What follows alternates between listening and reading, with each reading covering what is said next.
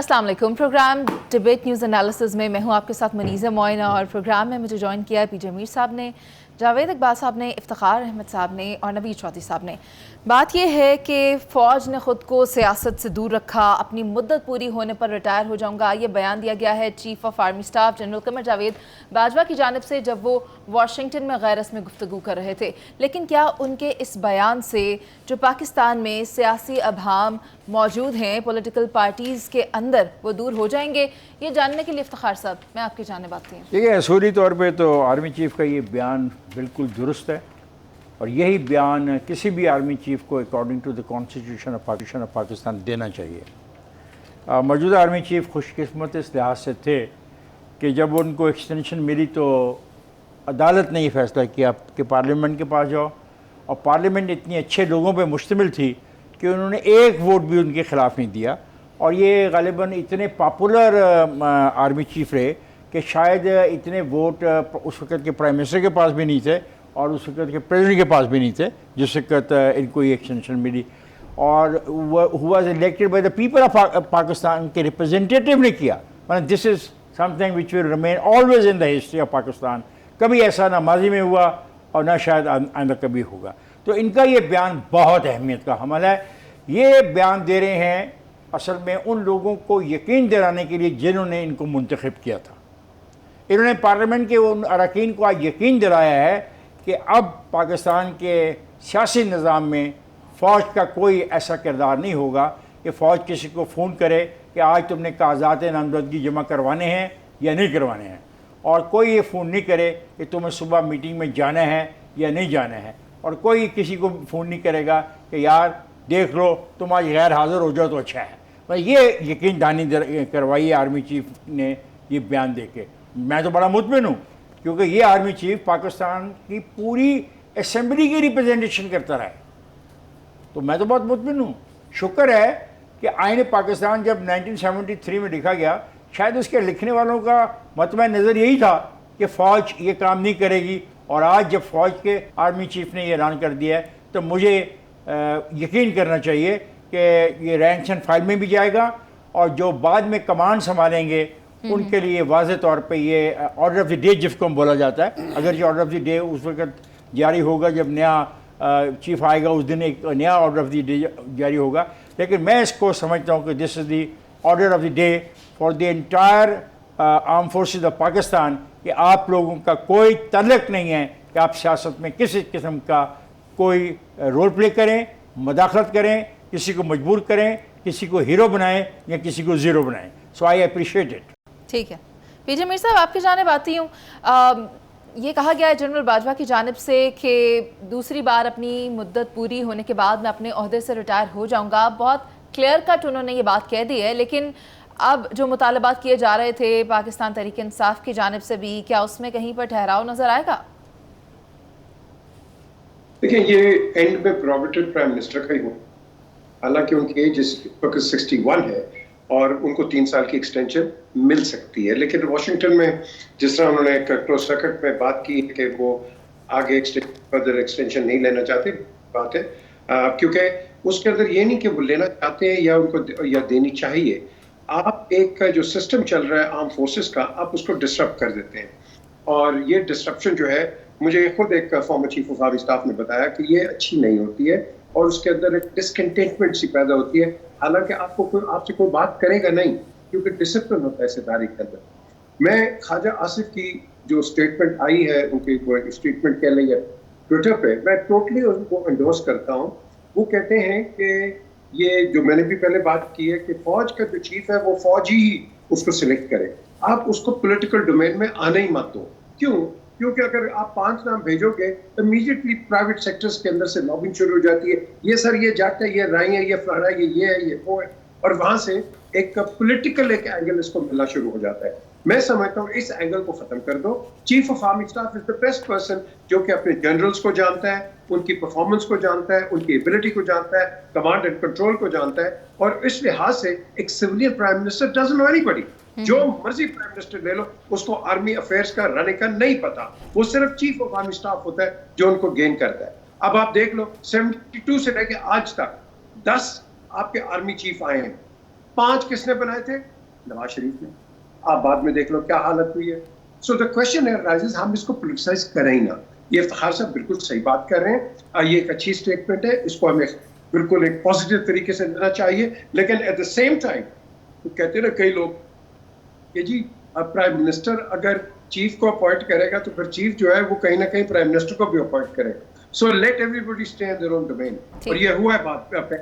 तो let's everybody stay in their domain, and मैं अभी भी आई इंसिस्ट कि the chief of the army staff is capable, qualified and completely in charge of his generals, जो कि सारे एक हैं। क्योंकि इसका एक फॉल आउट इफेक्ट है कि जो एक सीनियर मोस्ट अगर आप उसको सुपरसीड कर जाते हैं तो क्या होता है, वो आउट ऑफ आप कह लो कि एक ट्रेडिशन वो रेजिग्नेशन दे देते हैं। As in the case of general Ali Quli Khan, उनको सुपरसीड किया, जनरल मुशर्रफ को आपने बनाया, उन्होंने रिजाइन कर दिया। हालांकि जनरल मुशर्रफ ने खुद उनको जाके कहा कि आप रिजाइन ना करें, ये खुद उन्होंने कहा, लेकिन ये ट्रेडिशन बन जाती है। मैं समझता हूँ इस ट्रेडिशन को तोड़ें आप, और आपने अगर आगे बढ़ना है, let the army do its own job, and as civilians you can continue on your own job. हाँ, जो constitutional requirements है chief of army staff की to report to the prime minister, that remains supreme. ठीक है। पीजे मीर साहब, आपकी राय आ गई है। नवीद चौधरी साहब, आप क्या समझते हैं? पीटीआई की तरफ से एक बात, ठीक है सर, आपका जो पॉइंट है वो आ गया है। नवीद चौधरी साहब, आपसे मैं ये पूछना चाह रही हूँ कि जितने भी नाम दिए जाते हैं वो तमाम के तमाम अहल होते हैं, लेकिन पीटीआई की जानिब से ये मौक़िफ़ पेश किया जा रहा है कि मसला उन नामों में नहीं है बल्कि उनको मुंतखब करने वालों की तरफ से। कमाल है। ये तो एक सियासी बात इस तरह की है कि यही इल्ज़ाम तो फिर दूसरे इमरान खान साहब पर लगा सकते हैं कि आपको जिस तरह से लाया गया 2011 के बाद इस मुल्क में, जिस तरह से तमाशे हुए, जिस तरह से एजेंसियाँ इन्वॉल्व हुई, जिस तरह से अफसरान ने अपना हलफ तोड़ा, तो एक लंबी बहस हो जाएगी, बेकार बात है।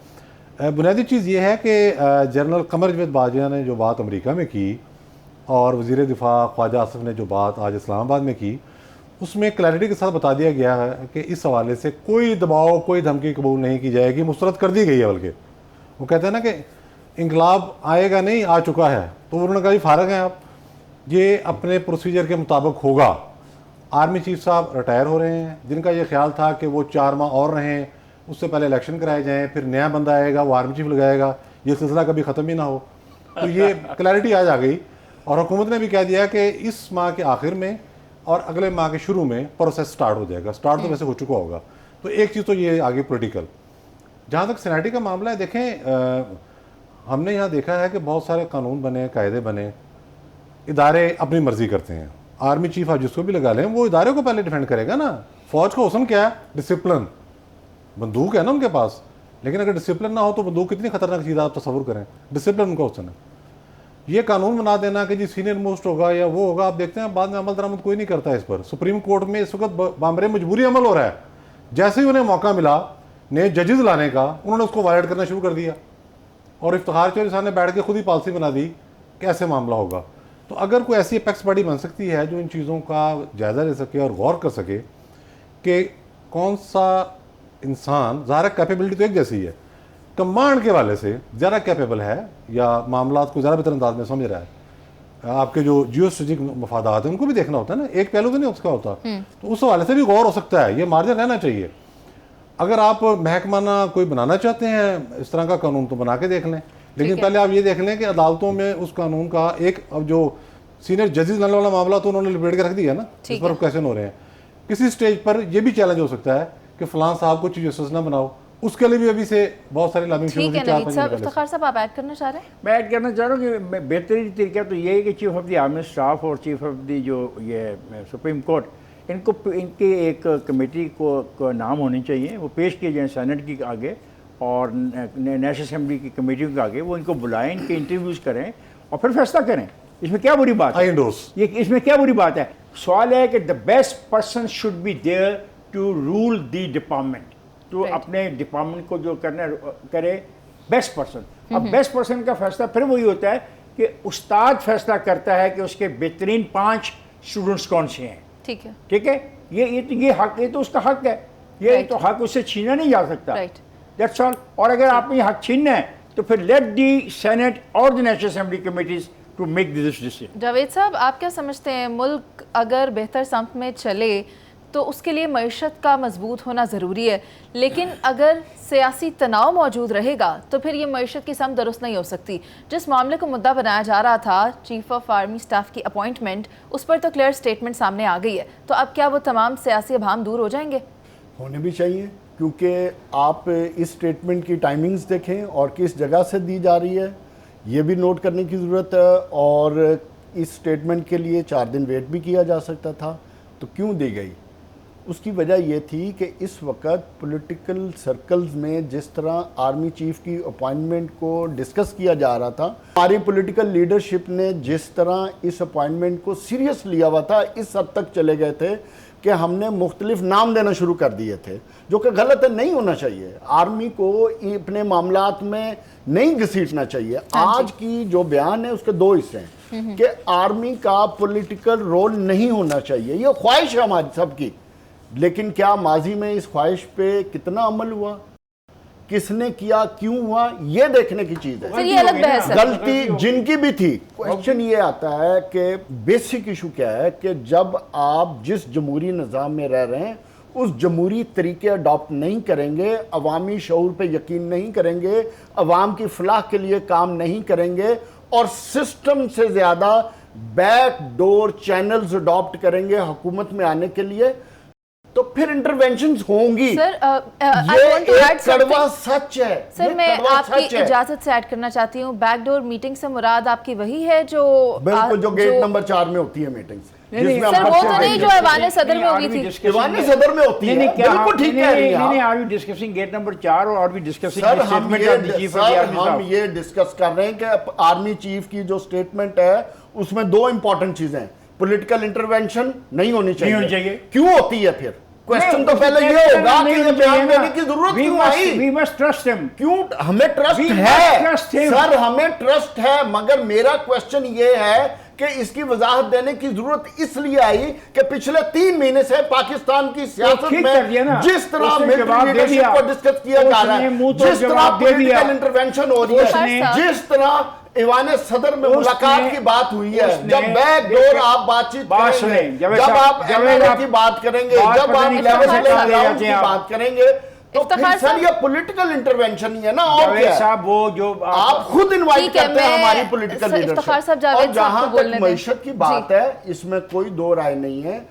मईशत आपकी स्टेबल नहीं होगी तो कोई मुल्क आगे नहीं बढ़ सकता, चाहे मिलिट्री आपकी कितनी स्ट्रांग आपका पॉइंट ऑफ व्यू आ गया है। इसी के साथ मैं ब्रेक पर जाना चाहूंगी और वापस आकर हम बात करें। इमरान खान साहब कब कॉल देने जा रहे हैं, आप साथ रहिए।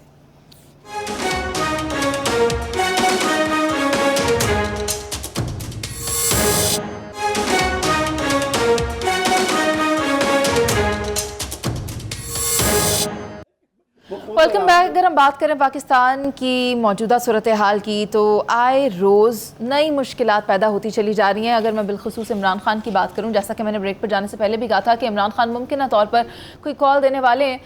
पहले मामला पेश आता है साइफ़र का, फिर इंतखाबात का, फिर आर्मी चीफ की अपॉइंटमेंट का, उसके साथ साथ इमरान खान के वारंट गिरफ्तारी और दीगर मामला जो हमने देखा कि आए रोज़ सामने आ रहे थे। ऐसे में इमरान खान अवामी इज्तिमात से ख़िताब भी कर रहे हैं, अपने लोगों को एंगेज भी कर रहे हैं, और अब एक और जो सूरत हाल वो पैदा हो रही है वो ये कि PTI के अंदर से मुख्तलिफ अरकान की जानिब से या उनके फोकल पर्सनस की जानिब से ये बात सामने आ रही है कि इमरान खान 15 या 16 अक्टूबर से आगे नहीं जाएंगे और कॉल मुमकिन तौर पर दे दी जाएगी। तो पीजे मीर साहब, सबसे पहले मैं आपकी तरफ आती हूँ, आप क्या समझते हैं कि इमरान खान जो कॉल देने जा रहे हैं, क्या वो एनार्की फैलाने की एक कोशिश होगी या उसको कुछ इसी सेंस में तस्वर किया जा सकता है?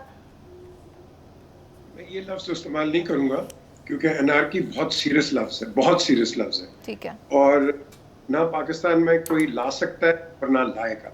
हम इतने भी गिरे गुजरे नहीं हैं कि हम एक सिचुएशन को टोटल एनाक बना जाए। अब बात आती है आपकी जो इकोनॉमिक कंडीशंस हैं, वो इस वक्त किसी चीज़ का नहीं, आप एक मोड के अंदर हैं, आप रिहेबिलिटेटिव मोड में भी नहीं है। आपका 1/3 जो है पाकिस्तान जो है पानी के नीचे है इस वक्त। You are suffering from dengue and other diseases, diarrhoea, हर चीज की आपके पास इंटरनेशनल एड आ रही है, आपके पास वैसे मदद के लिए तैयार हैं जो कि आपको ला के देना चाह रहे हैं। अब एक मोड वो रेस्क्यू मोड है, दूसरा मोड है कि आपने for the future repayments of your IMF loans आप उसको कर दें, हालांकि आपको थोड़ी सी एक रिलीफ मिल गई है, but that is a temporary relief. So इस चीज को आपने मद्देनजर देख के लॉन्ग मार्च से पहले अगर करना है, एक ऑपोजिशन का जरूर हक होता है, सब करते हैं, जैसे पीडीएम ने किया वो भी ठीक था, इन्होंने किया ये भी ठीक है, लेकिन आपने इस वक्त एग्जिस्टिंग जो आपकी सर्कमस्टांसेस हैं आप उसको देखें। तो मैं समझता हूँ कि अगर इमरान खान साहब ये लेके आ रहे हैं, इससे पहले अपनी एक डेलीगेशन भेज दें टुवर्ड्स द गवर्नमेंट कि भाई this is what they want and what is the government से। उसके बाद अगर कहीं इम्पास आता है, कोई आपकी बात नहीं बनती है, तो फिर उसके लाए अमल पे दोबारा देखा जाएगा। आई एम श्योर जिस तरह अभी एक जिक्र हुआ कि बैक ट्रैक जरूर बात होती है, इसमें कोई गलत बात नहीं है, ये हर जगह होती है, ये कोई पत्थर नहीं होता। ये जो गवर्नमेंट है ये भी पाकिस्तान की, ऑपोजिशन भी पाकिस्तान की, एक दूसरे से बातचीत चलती रहती है, कहीं ना कहीं चलती रहती है। शादियों पे नहीं मिलते हैं ये, क्या शादियां बॉयकॉट कर देते हैं? जनाजों पे नहीं मिलते हैं, सब बॉयकॉट कर देते हैं, सब मिलते हैं एक दूसरे के साथ। तो उसके अंदर जब आपकी बातचीत होती है तो कहीं संजीदगी भी आपके सामने आती है और इसके संगीन जो कॉन्सिक्वेंसेस है वो भी आपके सामने आते हैं। तो मैं समझता हूँ कि ये जो साइफर है, कभी ये डायपर बन जाता है, गायब हो जाता है, कभी आ जाता है, ये द थिंग इज छोड़ दो, आगे चलो एंड टॉक। और मैं अभी भी इंसिस्ट कर रहा हूँ, ये जो हाई कोर्ट ने तो कह दिया आज ही के डिसीजन दें इनके इस्तीफों का, आप जाएं असेंबली के अंदर, खुदा के लिए आप एक ऑपोजिशन बने, आप बताएं कि आप ऑपोजिशन है। रोड के ऊपर ऑपोजिशन नहीं होगी, आप असेंबली के अंदर होगी, दबा के गवर्नमेंट की उनको कहते हैं धुलाई करें। ठीक है पीजे मीर साहब, आपका पॉइंट आ गया है कि आकर पार्लियामेंट में बैठकर अपना मुद्दा पेश करें, वही सही फोरम है बात करने का, और आप इसको एनआर की तस्वर नहीं करते। इफ्तिखार साहब, आप क्या समझते हैं, वो 126 दिन का धरना भी याद होगा, मुल्क को किस तरह से रोका गया चलते हुए पहिए को, और अभी भी दोबारा कॉल देने की बात करें, एक बार फिर हमें माजी में धकेलने लगे हैं। कुछ भी नहीं होगा, 60-70 हज़ार से ज़्यादा की गैदरिंग सारे मुल्क में से नहीं इकट्ठी हो सकती। फवाद साहब कहते हैं 20-25 लाख बंदा ले आएंगे। मैं नहीं, अब या मेरी बात मान लो या फवाद चौधरी साहब की बात मान लो, ठीक है, मुझसे बहुत जूनियर है वो इस सारी खेल के अंदर, प्रोफेशनली भी बहुत जूनियर है और पॉलिटिकली भी बहुत जूनियर है, और जो जिन बुनियादों पर गुफ्तगू करते हैं उसके बारे में भी मैं बड़ी अच्छी तरह जानता हूँ। मेरा ख्याल है कि 60-70 हज़ार लोग इकट्ठे करने में कामयाब होंगे, क्योंकि इन्होंने पिछले 2 महीने से मोटिवेशन शुरू किया है, और ख़ास तौर पे जो रिटायर्ड मुलाजमीन हैं उनको कहा गया स्पेशली, ख़ास तौर पे उस लोगों के जो 3 साबका सरबराह रहे हैं एक अदारे के, उनमें जो उनकी ज़ाती दोस्तियाँ और ज़ाती तल्लुक़ और वास्ते बने हैं, उनसे को तो स्पेशली ये काम दिया गया है कि वो अपने अपने इलाकों में, महल्लों में, गलियों में और शहरों के अंदर लोगों को इकट्ठा करने की कोशिश करें। और इनके जो एडवाइज़र हैं जो इनको इस बात की वो देते हैं, क्या होता है, गाइडलाइन देते हैं, उनमें से एक आदमी को मैं परसों सुन रहा था, तो उसने तो कहा कि ये शहर शहर में ये मसला होगा। सवाल है कि हक है पॉलिटिकली जुलूस निकालने का, जलसा करने का, लेकिन पीसफुल। जहाँ कहीं पीस ख़त्म होगा, the state will assert.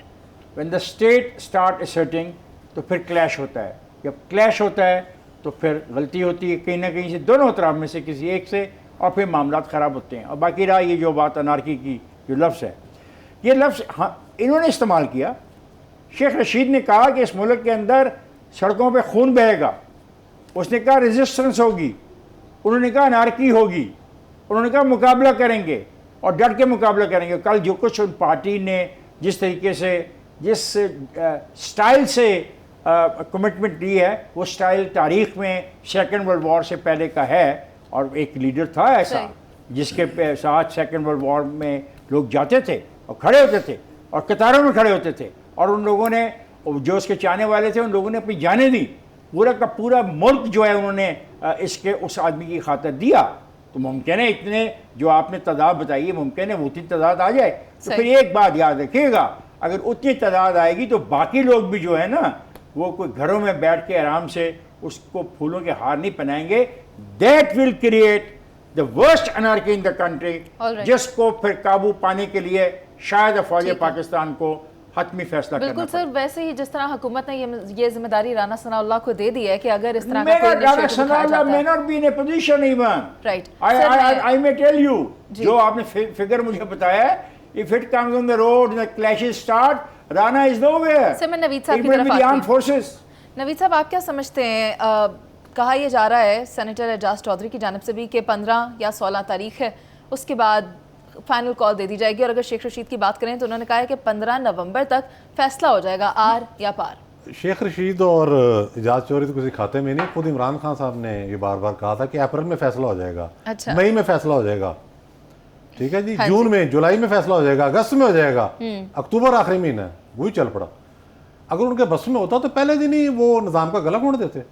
Supreme court के जजों ने उनका जलसा कराया, कोई इसमें छुपाने वाली बात नहीं है, इसको ज्यादा से ज्यादा अवाम के सामने आना चाहिए। वो आदमी तो इस्लामाबाद में घुस नहीं सकता था, जजेस ने रास्ता लेके दिया, पंजाब के अंदर सारे का सारा लॉन्ग मार्च रोक दिया गया था। तो उनके अगर बस में हो तो वो तो 1 महीना ना लगाएं। अब तो ऑप्शन खत्म है उनके पास, भाई आर्मी चीफ भी आपका नहीं लगना, इलेक्शन भी आपकी मर्जी के मुताबिक नहीं होने, हुकूमत भी नहीं आपकी मर्जी के मुताबिक जारी, तो करें। अब आप किस लिए 15 अक्टूबर का इंतजार कर रहे हैं? अभी डेट का ऐलान कर रहे हो, आए मैदान में, रोक कौन रहा है आपको? बात यह है कि ये आपकी फ्रस्ट्रेशन है। आप इमरान खान साहब का चेहरा देखें, उनकी बॉडी लैंग्वेज देखें, उसमें आपको जोश और जज्बा नज़र आ रहा है या फ्रस्ट्रेशन नज़र आ रही है? एक नॉर्मल ह्यूमन बीइंग के तौर पर आप जायजा लें तो आपको साफ नज़र आएगा हो क्या रहा है। देखिए, स्टेट की अपनी एक ताकत होती है, पॉलिटिकल पार्टीज़ का अपना एक विजडम होता है, वो चाहे जो मर्जी सोच रही हूँ। मैं एक और बात सोचता हूँ, हम अज्यूम करते हैं, पहली तो बात यह है कि इनकी अपनी जासूसी इतनी ज़्यादा हो रही है कि जो प्लान बनाया गया उस पर अमल दरामद नहीं होना था। प्लान ये था कि ऐवान सदर में, KP के हाउस में, गिलगित बिल्तिस्तान हुकूमत की इमारतों में और बाकी मकामात पर किसी तरीके से 10 से 15 हज़ार बंदा पहले पहुँचा दिया जाए, और उसके बाद बाहर से जब ये एक जत्था आएगा बड़ा, जो ज़ाहिर 20-25 हज़ार लोगों का होगा, उस दौरान ही सरकारी इमारतों पर कब्जा कर लेंगे। भी कैसे कर लेंगे? ये बनाना रिपब्लिक है, आपने जाना कहाँ है? पाकिस्तान में कई ग्रोह इस इंतजार में बैठे हैं कि इस तरह का सिलसिला शुरू हो, तो उसके बाद हम अपनी स्ट्रेंथ दिखाएं, हम अपनी स्ट्रेंथ सड़कों पर दिखाएं, इस्लामाबाद में आकर दिखाएं, बिल्डिंगों में कब्जा करके दिखाएं। वो तो ये रवाई डालने वाली बात है ना। जत्थों के जरिए कब्जा करने का मतलब है कि फिर मलेशियाज बनेंगे, और बास पार्टियां इतनी स्ट्रॉन्ग हैं कि मैं पूरे वसूल से कहता हूँ कि शायद 2-3 घंटे के नोटिस पर पूरा पाकिस्तान बंद हो जाए और सड़कों पर वो लोग हों कि उन्हें कोई भी उठाने वाला भी ना हो, सिक्योरिटी फोर्स के लिए मसला बन जाए। तो ये रवाज कोई डलने नहीं देगा, लेकिन इमरान खान साहब के पास अब रास्ता कोई नहीं है, इसलिए आए और आप जाने और कीम सुनाओ। इंतजार के अलावा कोई रास्ता नहीं बचा, नवीद साहब आप ये कह रहे हैं। ठीक है, जावेद साहब, आप क्या समझते हैं कि इमरान खान साहब क्या अक्टूबर में कॉल दे देंगे? जैसा कि यहाँ पर हम लोगों ने डिस्कस कर लिया है, नज़र नहीं आ रहा उनके पास कोई और रास्ता मौजूद है इसके अलावा। देखें, इमरान खान ने जब कॉल देनी है बड़ी सोच समझ के देनी है। जब से उन्होंने तहरीक का आगाज़ किया है, वो पाकिस्तान में तकरीबन 52-53 जलसे कर चुके हैं, अवाम को मोबिलाइज कर चुके हैं, अवाम को अपना बयानिया बेच चुके हैं, अवाम उनके अब साथ हैं, वो ये समझते हैं। अब असल इम्तिहान आ जाता है कि इस कॉल का, ये कॉल इमरान खान का ट्रम्प कार्ड है, ये वो कार्ड है, अगर उनका लग गया तो जीत उनकी है, इलेक्शन भी होंगे, 2/3 मेजॉरिटी भी आएगी। अगर उनका बिल्कुल, और अगर उनका ये कार्ड ना चला तो फिर अल्लाह खैर सलाह, इमरान खान रिवर्स होगा, इमरान खान की जो टीम है वो डिमोरलाइज होगी। ये होगा, ये प्रैक्टिकल है, ये पॉलिटिक्स है। इसलिए नहीं, अभी तो आप देखें होता क्या है, हौसला तो करें, हौसला आगे चल के देखें। जब इमरान खान कॉल देगा तब आपको पता चलेगा होगा क्या। देखें, क्वेश्चन ये आता है कि पाकिस्तान में ऐसी सियासत नहीं होनी चाहिए। मैं इस चीज के हक में नहीं हूँ, होनी चाहिए, बिल्कुल नहीं होनी चाहिए। एहतजाज अगर होना चाहिए तो एहतजाज होना चाहिए पुरअमन। इस तरह नहीं होना चाहिए कि हकीम सनाउल्लाह साहब ट्विटर के जरिए बयानबाजी करें, जी हमने मंगवा लिए जो टीयर गैस फेंकने के लिए ड्रोन्स मंगवा लिए हैं। ठीक है, कहाँ का इस्तेमाल होते थे? इस तरह की बयानबाजी हुकूमत को जेब नहीं देती।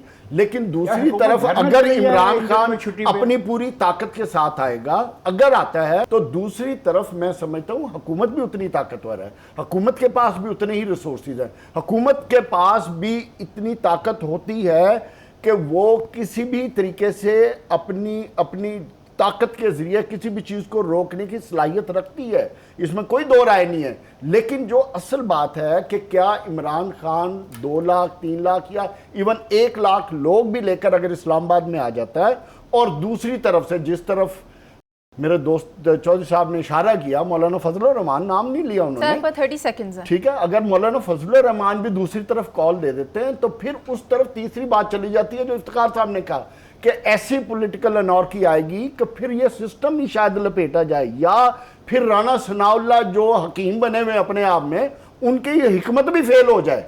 फिर उस वक्त सिचुएशन ऐसी बन जाएगी कि जो किसी के काबू में नहीं रहेगी। ठीक है। लेकिन मैं समझता हूं कि जो मुल्क की मईशत का हाल है, हमारी पॉलिटिकल पार्टीज को शायद अभी तक इमरान खान सोच समझ के चल रहे हैं, इसलिए वो देखें बैकडोर गुफ्तगू जावेद साहब आपका वक्त पूरा हो गया, मुझे पीजे मीर साहब की तरफ आना। पीजे मीर साहब आपको चैट करना चाह रहे हैं सर? जावेद साहब नहीं, एक सेकंड मेरी बात मुकम्मल होने देना। इतना वक्त लग जाते हैं। जब तक ये बात किसी को नहीं लग जाती, मैं ये समझता हूँ उनको कॉल नहीं देनी चाहिए। पीजे मीर साहब मुबारक हो जावे, thank you for giving me time. देखिए सर आपने अपना टाइम पहले ले लिया था ना, देखिए मैं आप अगर वो आपको एक्स्ट्रा टाइम दे रही है तो इसमें मुबारक देने की जरूरत नहीं है ना सर। एक सेकंड, आप कह रहे हैं कि आ जाएंगे, ये हो जाएंगे, क्या ये बनाना रिपब्लिक है? हो जाएगा यार, व्हाट आर यू टॉकिंग? सियासत है, ये किसका हो पाई? क्यों जमहूरी हक नहीं है? आइन या कानून, आइन उनको ये इजाजत नहीं देता एहतजाज का। चलें ठीक है पीजे मीर साहब आपका पॉइंट आ गया है, लेकिन मामला ये है कि हर बात करने फोरम मौजूद है और यहाँ पर अगर सड़कों पर आकर सियासत दिखानी है तो वो दुरुस्त तरीका नहीं है। अगर कोई बात इमरान खान साहब करना चाहते हैं तो उसकी जगह पार्लियामेंट है। वापस आएंगे और बात करेंगे कि भारत में मुसलमानों के साथ क्या सलूक हो रहा है। आप साथ रहिए।